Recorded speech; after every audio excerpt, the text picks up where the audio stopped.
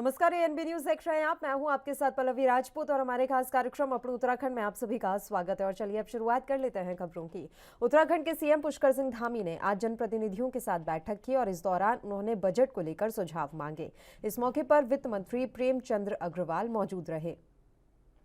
जो हमारा बजट आना है, बजट से पूर्व हमने कोशिश की है कि ये बजट आम जनता का बजट हो, हमारी सामान्य जनता का बजट हो। उस बजट में सभी के सुझाव आ जाए, क्योंकि विभिन्न जो हमारे प्रतिनिधिगण हैं, उद्योग समूह से, कृषि समूह से, उद्यम समूह से, सभी समूह के लोगों को हमने यहाँ पर बुलाया है। होटल वालों को, हमारे जो है परिवहन वालों को, व्यापार मंडल वालों को, कृषि क्षेत्र में काम करने वालों को, दुग्ध संघों में काम करने वाले, कोई सेक्टर ऐसा नहीं है इस सेक्टर को। और हमारे जो जनप्रतिनिधिगण हैं, स्थानीय निकाय के हैं, जिला पंचायतों के हैं, समाज के जो प्रतिनिधित्व करने वाले, हर वर्ग के लोगों से हमने अपने सुझाव लिए और उन सुझावों के आधार पर हम आगे बढ़ेंगे कि जिससे हमारा राज्य जो है 2025 आते आते एक आदर्श राज्य के रूप में जाना जाए, अग्रणी राज्य के रूप में जाना जाए, श्रेष्ठ राज्य के रूप में जाना जाए। और माननीय प्रधानमंत्री जी की कल्पना अनुसार हम हिंदुस्तान के श्रेष्ठ राज्य बने। और चूँकि अभी हमारे यहाँ ये यात्रा का सीज़न चल रहा है, ये यात्रा भी हमारी अच्छी हो, उसके बारे में भी हमने सबसे चर्चा की है, सबसे अनुरोध किया है कि सभी लोग इस यात्रा में भी सहयोग प्रदान करें, जो भी जिस इंडस्ट्री से जुड़ा हुआ है आगे बढ़े। समस्याएं आ रही हैं सामने, चार धाम यात्रा चल रही है, यहाँ भी आ रहे हैं, पार्किंग में हमला हो रहा है, वो कह रहे हैं कि रास्ता ठीक नहीं कर पा रहे हैं और कहीं ना कहीं दिक्कतें आ रही हैं उनको। देखिए, जहाँ तक विपक्ष का काम है, विपक्ष को तो इसमें सहयोग करना चाहिए। और चूँकि इस बार यात्रा चलाना केवल सरकार की जिम्मेदारी नहीं है, सरकार के साथ साथ सबकी जिम्मेदारी है, पूरे उत्तराखंड के लोगों की जिम्मेदारी है कि यात्रा को अच्छा चलाएं। और हमने सबसे अनुरोध किया है, जो यात्रा में आने वाले लोग हैं, अपने हेल्थ के सर्टिफिकेट, जब तक उनको हेल्थ के लिए उनका डॉक्टर अलाउ न करे तब तक वो यात्रा न करें, जब तक रजिस्ट्रेशन उनका न हो जाए तब तक यात्रा न करें। क्योंकि जो भी यहाँ पर अभी तक डेथ हुई है, वो सारी डेथ कोई यात्रा में भगदड़ के कारण से नहीं हुई है, अव्यवस्था के कारण से नहीं हुई है, हेल्थ रीजन के कारण से हुई है। मैं सबसे अनुरोध कर रहा हूँ कि ये यात्रा चूँकि 2 साल के बाद चालू हो रही है और हमारे लिए ये मुख्य रूप से उत्तराखंड के लोगों के लिए ये जो सीज़न है, उनकी आजीविका का भी सीज़न है और देश के लोगों को आने का हमें। उत्तराखंड के सीएम पुष्कर सिंह धामी ने नैनीताल पहुंचने पर अहम बैठकें की। पहले चरण के बाद दूसरे चरण में जिला पंचायत अध्यक्ष और मेयर के साथ उन्होंने बैठक की। नैनीताल क्लब आयोजित बैठकों में मुख्यमंत्री ने खुद भाग लिया। कार्यक्रम में कुमाऊं मंडल के होटल और restaurant association, tour operator, trade association, SIDCUL dairy federation, chartered accountant से सुझाव लिए गए। जिला पंचायत अध्यक्ष और महापौर को भी संवाद के लिए आमंत्रित किया गया। बता दें कि नया बजट सबका साथ, सबका विकास, सबका विश्वास की भावना से बनाया जाएगा। इसमें राज्य के सुगम और दुर्गम इलाकों में निवासरत व्यक्तियों को लाभ देने पर विशेष जोर दिया जाएगा। वित्त विभाग की ओर से विभिन्न विभागों से बजट के बारे में प्रस्ताव मांगे गए हैं।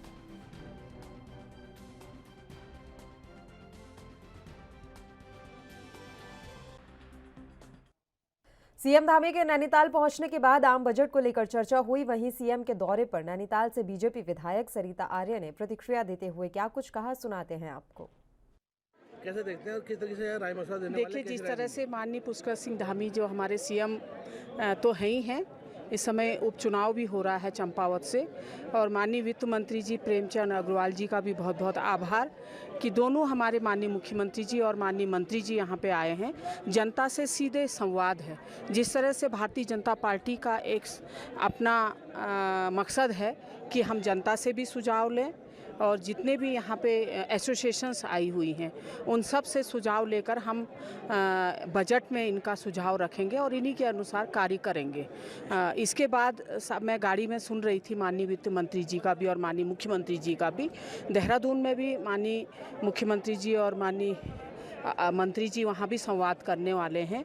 आज मैं नैनीताल की विधायक होने के नाते मैं बहुत बहुत आभार प्रकट करती हूँ कि जिस तरह से आज सारी जनता के साथ यहाँ पे संवाद हो रहा है और जनता से सुझाव लिए जाएंगे। सारे एसोसिएशंस यहाँ पे आई हुई हैं। रीढ़ की हड्डी होता है आम बजट में कहीं ना कहीं, जी स्टॉक होल्डर जी, उसको कहीं ना कहीं यहाँ सुनने की बात की जा रही, क्योंकि लंबे समय से अपेक्षा की बात कर रहा था जी, अलग से एक कार्यक्रम भी रखा गया उनके लिए। जी, तो आज मैं बहुत बहुत आभार प्रकट करती हूँ माननीय मुख्यमंत्री जी का भी, वित्त मंत्री जी का भी और अपनी पूरी कैबिनेट का, जो आज ये सब जनता से सुझाव लिए जा रहे हैं। और सारी जनता आज हमारी आई है, सारे एसोसिएशन आए हैं, होटल एसोसिएशन से लेके छोटी छोटी एसोसिएशनें भी यहाँ पे आई हुई हैं, सभी को आमंत्रित किया हुआ है। तो सब लोग आए हुए हैं और सबकी सुनी जाएगी और सबके सुझाव लिखे जाएंगे। नैनीताल विधानसभा की बात करें, जनता ने कहीं ना कहीं 1% बहुमत दिया है आपको। जी। बहुत समस्या है नैनीताल के अंदर पार्किंग से लेकर के। और जी वो कैसे, यहाँ पे कुछ बातें रखने वाली है या कुछ? जी, मैं बिल्कुल रखूंगी। जैसे छोटी छोटी पार्किंग हमें डेवलप करनी है, छोटे छोटे हम लोगों ने यहाँ पे सौंदर्यीकरण करवाने हैं और पिकनिक स्पॉट बनाने हैं। क्योंकि देखिए अभी 2021 में जो 18 अक्टूबर की आपदा आई है उसमें कई हमारे नुकसान भी बहुत हुआ है, चाहे गर्म पानी को ले लीजिए और हमारा नैनीताल में ही देख लीजिए, गांव में बहुत नुकसान हुआ है। और अभी अंधड़ जिस तरह से चल रहा है, जिस तरह से हमारी पाइपलाइनें हो, हमारे बिजली के पोल हों, सब उखड़ जा रहे हैं। तो आपदा का भी प्रकोप हो रहा है और लेकिन सरकार मुस्तैद है और बिल्कुल तेज़ी से काम हो रहा है। मैं सीएम धामी के नैनीताल पहुंचने के बाद आम बजट को लेकर कुमाऊं से सभी जिला पंचायत अध्यक्ष और कुमाऊं के सभी मेयर और पंचायत प्रतिनिधियों के साथ सीएम ने बैठक की। बैठक के बाद नैनीताल जिला पंचायत अध्यक्ष बेला तोलिया और हल्द्वानी नगर निगम के मेयर की एएनबी न्यूज से खास बातचीत हुई। सीएम पुष्कर सिंह धामी का आज नैनीताल दौरा है और उस दौरे में लगातार पुष्कर सिंह धामी के द्वारा आम बजट को लेकर के यहाँ तमाम चरणबद्ध तरीके से यहाँ पर लोगों से, जनता से राय ली जा रही है कि आम बजट कैसा होगा। यहाँ 3 चरण में कहीं ना कहीं बैठक की जा रही है और द्वितीय चरण में यहाँ पर जो जिला पंचायत अध्यक्ष हैं और जो मेयर हैं उनसे कहीं ना कहीं बातचीत करके यहाँ पर राय मशवरा लिया गया कि आम बजट में क्या चीज़ होनी चाहिए, आम बजट यहाँ पर किस तरीके से होगा। यहाँ पर नैनीताल जिला पंचायत अध्यक्ष बेला तोलिया मौजूद है, उनसे यहाँ पर सीएम पुष्कर सिंह धामी की बातचीत हुई है। मैम, बैठक में आप मौजूद रही हैं, सीएम पुष्कर सिंह धामी से क्या बातचीत हुई है, किस तरह के सुझाव आपने दिए हैं? आज माननीय मुख्यमंत्री जी द्वारा यहाँ पर नैनीताल क्लब में मीटिंग रखी गई है बजट की, जिसमें अभी हम पंचायतों से और मेयरों से अपने अपने सुझाव मांगे हैं। आज हम सभी ने अपने ज़िले को, अपने क्षेत्र को विकास की सीढ़ी में चढ़ाने के लिए हमने अलग से बजट मांगा है, क्योंकि जो हमारा 15वां वित्त और राज्य वित्त का पैसा मिलता है उससे हमारा हम अन्य कार्य नहीं कर पाते हैं जो बड़े कार्य होते हैं। तो आज सभी से माननीय मुख्यमंत्री जी ने अपने अपने सुझाव मांगे हैं। हम सभी ने अपने अपने सुझाव दिए हैं, जैसे कि पर्यटन को बढ़ावा देने के लिए, और मेन यहाँ पर पार्किंग की समस्या है, तो पार्किंग के लिए हमें अलग से बजट मांगा है। और मेन है जो नैनीताल ज़िले में है मेन कूड़े की समस्या, तो हम जो जिला पंचायत है वो हर विकास खंड से कूड़ा उठाने की जो हमने मुहिम चलाई थी वो नहीं हो पाया है। इसकी वजह है स्थान का नहीं मिलना। तो रामगढ़ में और बेताल घाट में जो हमें 2 जगह स्थान मिले थे उसमें ग्रामीणों का विरोध हो गया था, क्योंकि वहाँ पर आबादी थी।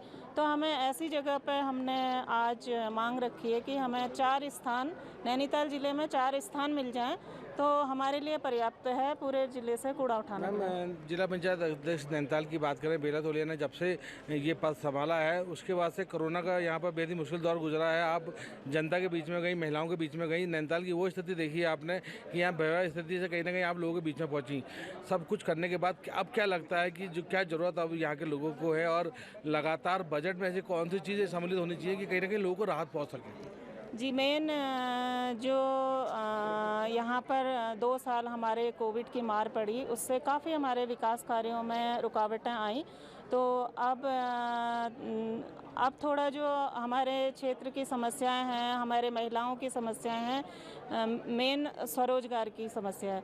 तो हमने आज ये भी मांग रखी है कि स्वरोजगार के लिए बैंकों से टाई अप किया जाए कि बैंक स्वरोजगार लाभार्थियों को ऋण दे सके। तो इसकी हमने मांग रखी है आज। तो साफ तौर से बेला तोलिया ने कहीं ना कहीं पुष्कर सिंह धामी के सामने अपनी तमाम बातें रखी हैं और नैनीताल जिला पंचायत के अंतर्गत जो कार्य होने हैं उन सभी कार्य को कहीं ना कहीं रखने की बात की गई। एक व्यक्ति और मेरे साथ मौजूद हैं, हल्द्वानी के मेयर हैं डॉक्टर जोगिंदर पाल रौतेला, उनसे बात करते हैं।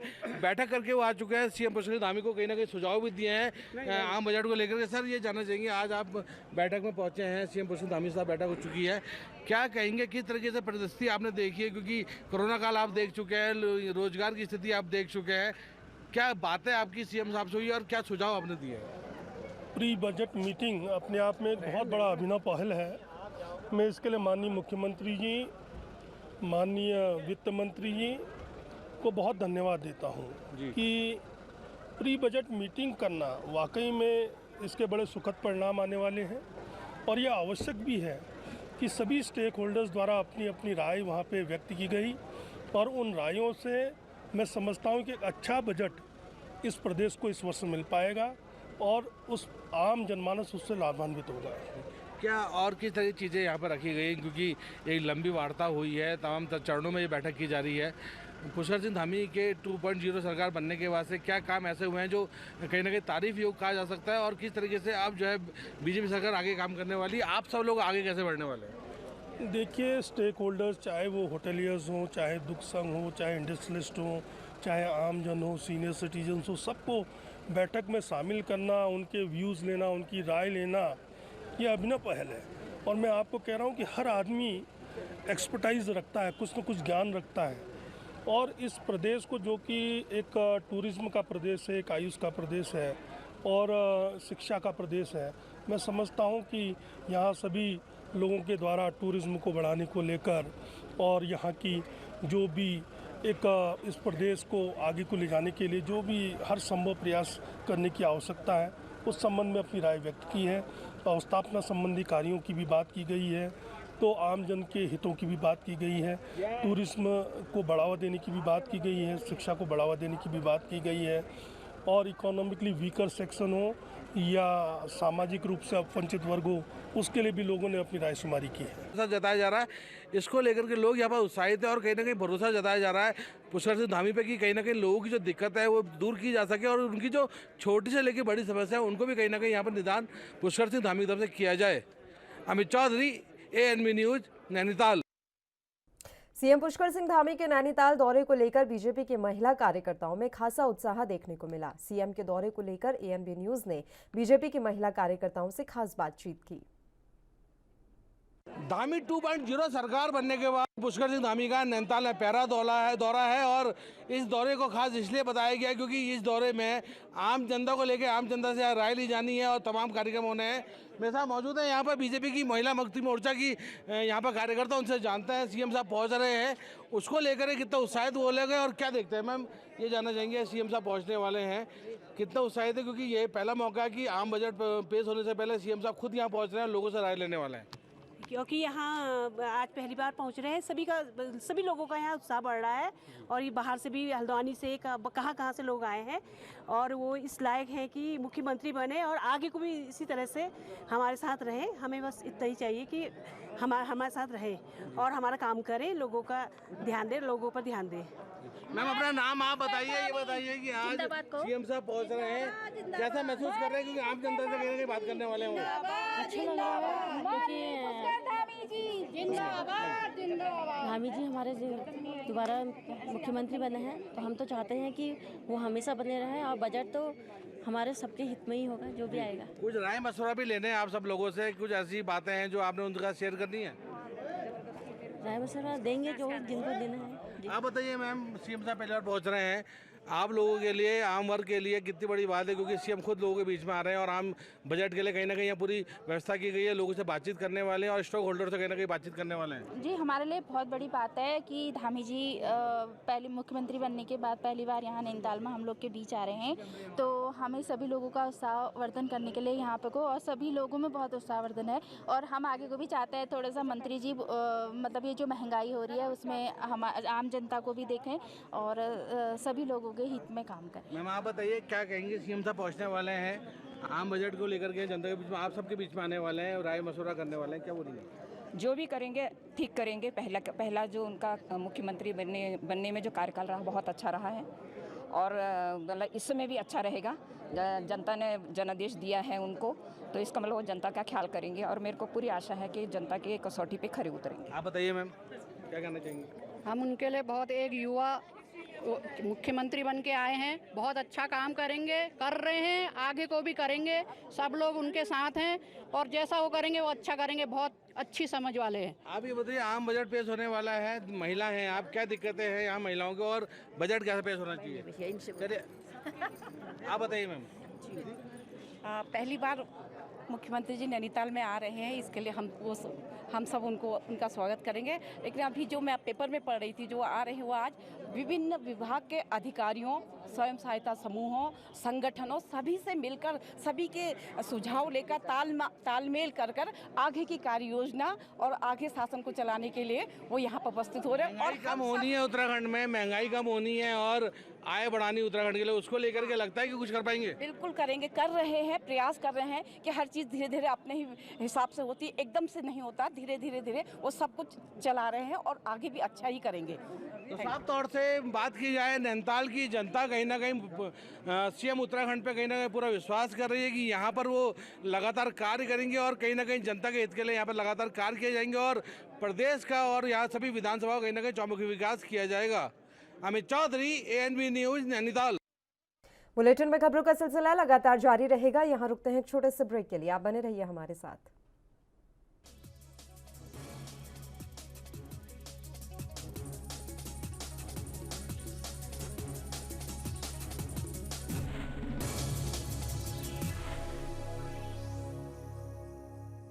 ब्रेक के बाद एक बार फिर से आप सभी का स्वागत है। बढ़ते हैं कुछ और खबरों की ओर। मुख्यमंत्री पुष्कर सिंह धामी ने शनिवार को भद्रराज देवता के मंदिर में पूजा कर प्रदेश के सुख और समृद्धि की कामना की। इस अवसर पर मुख्यमंत्री ने भद्रराज मंदिर में आयोजित मेले में प्रतिभाग किया। मुख्यमंत्री ने घोषणा की है कि भद्रराज मेले के लिए राज्य के मेले की अनुदान राशि प्रदान की जाएगी। देहरादून में दुधली डिगोली मोटर मार्ग के डामरीकरण के लिए इसी वित्तीय वर्ष में धनराशि स्वीकृत की जाएगी। भद्रराज मंदिर में पेयजल एवं विद्युत की व्यवस्थाओं को प्राथमिकता में रखा जाएगा। मुख्यमंत्री ने कहा कि इस क्षेत्र के विभिन्न मांगों का परीक्षण कर उचित समाधान किया जाएगा।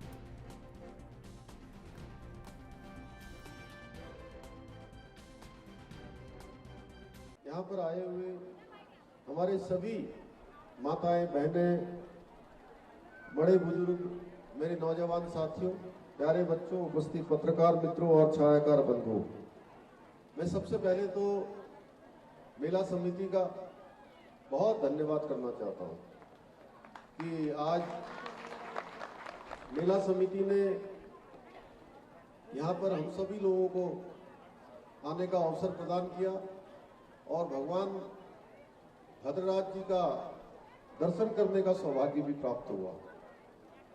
और वैसे मैं मानता हूँ कि ऐसे स्थान जो होते हैं, ऐसे स्थानों में तब तक कोई नहीं आ सकता जब तक कि वहां की आप सब लोगों के ऊपर भगवान भद्रराज की बहुत बड़ी कृपा है, इसलिए आप सब लोग यहाँ आए हैं। अन्यथा देखिए, ऐसे प्रांगण में जो भी आना चाहता है, अगर भगवान की इच्छा नहीं होगी तो नहीं आएगा। उसके घर में कभी कोई काम पड़ जाएगा, कभी कोई परेशानी आ जाएगी, कहीं जाना पड़ जाएगा, कोई ना कोई बीच में विघ्न या बाधा आ जाएगी। और भगवान की इच्छा होगी तो देखिए, आप सब लोगों पर, आप ऐसा मान लीजिए, भगवान का पूरा पूरा आशीर्वाद है। भगवान आप सबकी मनोकामना, तो गणेश भगवान का नाम लेके ही सारे काम शुरू होते हैं। तो इन्होंने कहा नहीं चलना है वहां। अच्छा, पहले मैं सोच रहा था कि ये पता नहीं कौन सी विधानसभा में होगा, मैंने पूछा भी नहीं। अभी ये राजेश जी बता रहे थे, आप लोग बता रहे थे कि वैसे तो मसूरी विधानसभा में, लेकिन ये 4 विधानसभाओं को, धनौल्टी, विकासनगर, सहसपुर, चारों तरफ से घिरा हुआ है। और ऐसे स्थान वास्तव में हमारी जो संस्कृति है, जो हमारा अध्यात्म है, जो हमारा धर्म है, उन सबको एक तरह से और मजबूती करता है। हमारे मन में आस्था को और मजबूत करने के स्थान है, हमारी संस्कृति को और बढ़ाने का स्थान है। तभी तो आप लोग इतनी बड़ी संख्या में यहाँ आए हैं। और देश के अंदर जब से मोदी जी देश के प्रधानमंत्री बने, चाहे वो धर्म हो, संस्कृति हो, अध्यात्म हो, योग हो, विज्ञान हो, हर क्षेत्र में तेजी से विस्तार हुआ है। देखिए, इसके को पूरे हिंदुस्तान के अंदर ही नहीं बल्कि दुनिया के सारे देश योग मनाएंगे, योग दिवस मनाएंगे। यह भी मोदी जी के आने के कारण संभव हुआ है। अनेकों ऐसे कार्य हो रहे हैं। उत्तराखंड राज्य आगे बढ़े, ऐसे स्थान हमारे, इन सभी स्थानों को हमारी सरकार की प्राथमिकता है कि सारे स्थान ठीक प्रकार से रहें, अच्छे उनका जो है विस्तार हो, विकास हो, सौंदर्यीकरण हो, और वहां पर जो मूलभूत सुविधाएं हैं वो मूलभूत सुविधाएं वहां पर पहुंचे। अभी हमने टिहरी और धनोल्टी विधानसभा में वहां पर मां सुरकुंडा के प्रांगण में एक रोपवे की योजना प्रारंभ की है।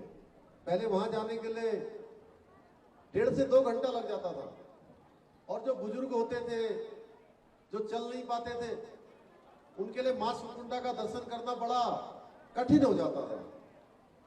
उनकी यात्रा विधानसभा में GB Pant institute of engineering technology board governor बैठक की अध्यक्षता तकनीकी शिक्षा मंत्री सुबोध उनियाल ने की। बोर्ड बैठक में महत्वपूर्ण निर्णय लिया गया कि पूर्व में रजिस्ट्रार की नियुक्ति निराधार है, इसलिए नियुक्ति को निरस्त किया जाता है। इसके अतिरिक्त उच्च न्यायालय के वर्ष 2009 से संबंधित मामलों के अनुपालन हेतु एक कमेटी का गठन किया गया है। इसकी रिपोर्ट अगली बोर्ड बैठक में रखी जाएगी। एक अन्य निर्णय के तहत इंस्टीट्यूट के कार्यवाहक निदेशक पर कार्यवाही संबंधी जिलाधिकारी की रिपोर्ट की समीक्षा अगली बैठक में होगी। कार्मिकों संबंधी मामले में कैरियर एडवांसमेंट स्कीम के तहत पदोन्नति और ग्रेड पे वृद्धि की जाएगी। और बैठक में स्वैच्छिक सेवानिवृत्ति के प्रस्ताव को स्वीकार किया गया है। कैबिनेट मंत्री सुबोध उनियाल ने कहा कि प्रभारी व्यवस्था को समाप्त करके निदेशक की पूर्णकालिक नियुक्ति प्रक्रिया का पालन किया जाएगा।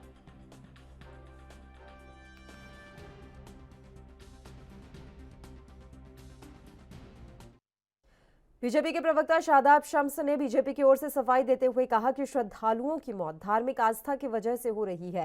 लोग मोक्ष प्राप्ति के लिए यहां आ रहे हैं। अब उनके इस बयान पर प्रतिक्रियाएं जो आ रही हैं वो आपको सुनाते हैं। करेंगे। मैं इतना जरूर कहता हूँ, बहुत ईमानदार कोशिश मेरे युवा मुख्यमंत्री पुष्कर सिंह धामी जी द्वारा की जा रही है।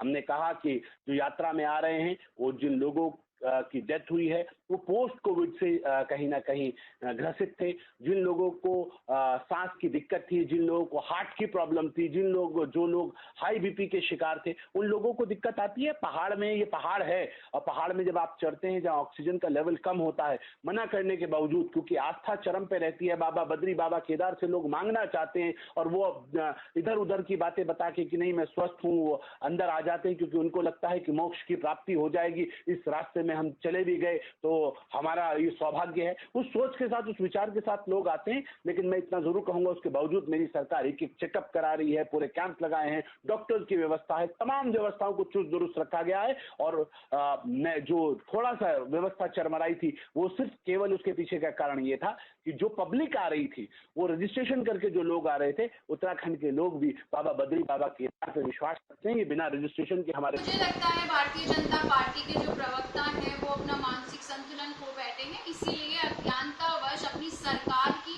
नाकामयाबियों और असफलताओं को छुपाने के लिए इस तरीके का जो शर्मनाक बयान देने का कार्य कर रहे हैं। अब ये बता दे वो कि अगर हर व्यक्ति अपने मन में ये इच्छा लेके आ रहा है कि हम 4 धाम यात्रा के लिए जा रहे हैं तो वहाँ मृत्यु को प्राप्त हो जाए, जिससे हमें मोक्ष प्राप्त हो, ये अपने आप में बड़ा मुझे लगता है असंवेदनहीन जो बयान है। और ये दर्शाता है कि सरकार या भारतीय जनता पार्टी कितनी संवेदनशील है आम जनमानस की जो जीवन है उसके प्रति। मोक्ष का मतलब ये नहीं होता, शादाब शम्स जी को शायद पता नहीं है, मोक्ष का मतलब होता है कि जब हम सामाजिक जीवन में होते हैं तो हमसे कई गलतियां भी होती हैं। जब हम 4 धाम यात्रा की तरफ जाते हैं और जब वहां पर आस्था में अपना मन लगाते हैं तो अपनी गलतियों को वहां माफी मांग कर आते हैं। उस वक्त हम एक वो मोक्ष को प्राप्त करते हैं, अपने मन को शुद्ध करने का कार्य करते हैं। तो भारतीय जनता पार्टी को प्रवक्ता के खिलाफ कार्रवाई करनी। मैं लगातार कहते रहा कि सड़कें टूटी हुई, एक्सीडेंट होंगे। एक्सीडेंट्स में भी करीब 6-7 लोगों की मृत्यु हो गई।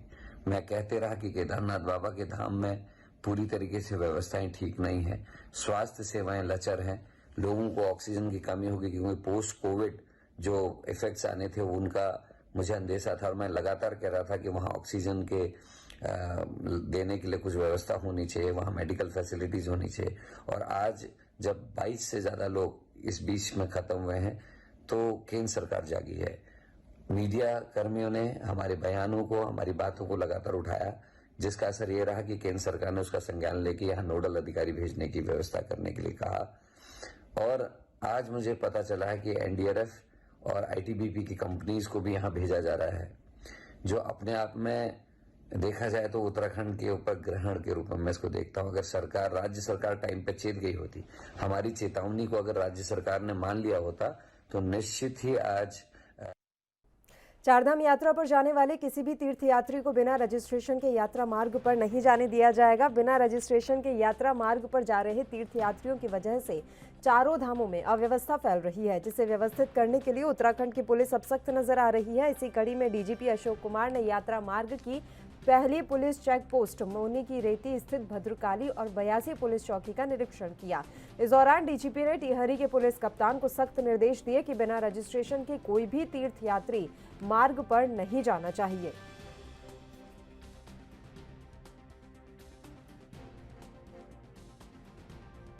भद्रकाली और शिवपुरी दो जगह पे हम लोग यात्रियों की चेकिंग करा रहे हैं। बेसिकली भद्रकाली पे गंगोत्री जमुनोत्री जाने वालों की और शिवपुरी पे जिन लोगों को बद्रीनाथ केदारनाथ जाना। बेसिकली ऋषिकेश के ही पॉइंट हैं दोनों, और ऋषिकेश से ऊपर हम उसी को चढ़ने दे रहे हैं जिसने रजिस्ट्रेशन कराया हो। क्योंकि देखिए जितनी भीड़ इस साल आ रही है, आप देख रहे हैं गाड़ियों की भीड़ और रेला, तो उसको देखते हुए कोई बड़ी अनहोनी ना हो जाए, बड़ी घटना ना घट जाए, इसके लिए राज्य सरकार ने एक लिमिट लगाई है बद्रीनाथ जी पे, केदारनाथ जी में, कि डेली इतने यात्री वहाँ यात्रा करेंगे।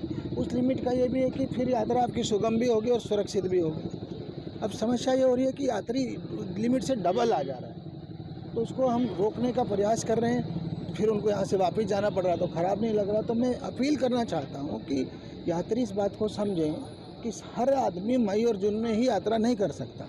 2 साल से यात्रा बंद थी, तो थोड़ा सा पेशेंस रखेंगे तो सितंबर अक्टूबर में कर लेंगे कुछ लोग यात्रा। उसका रजिस्ट्रेशन उनको आसानी से मिलेगा। अगर आपको रजिस्ट्रेशन नहीं मिल रहा है तो ज़बरदस्ती गाड़ी उठा के ऐसे न चले आएँ, फिर आपको चढ़ने नहीं दिया जाएगा। बार बार आप पुलिस से उलझेंगे, परेशान होंगे, जाम लगेंगे। तो ऐसी नौबत न आने दें, हमारे साथ कोऑपरेट करें।